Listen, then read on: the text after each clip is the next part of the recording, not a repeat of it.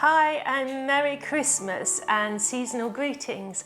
I really hope that you have a lovely holiday at the end of the year and that the weather's kind to you and that you're having good fun with family and friends. I just wanted to say a big thank you if you've been with me in my botanical school for the year.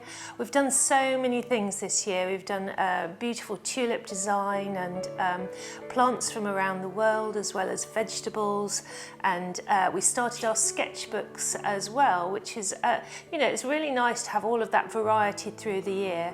And I've been listening to you and trying to include all of those projects that you wanted me to cover. So with 2025 falling behind us and looking forward to 2026, I want to wish you lots of peace and happiness.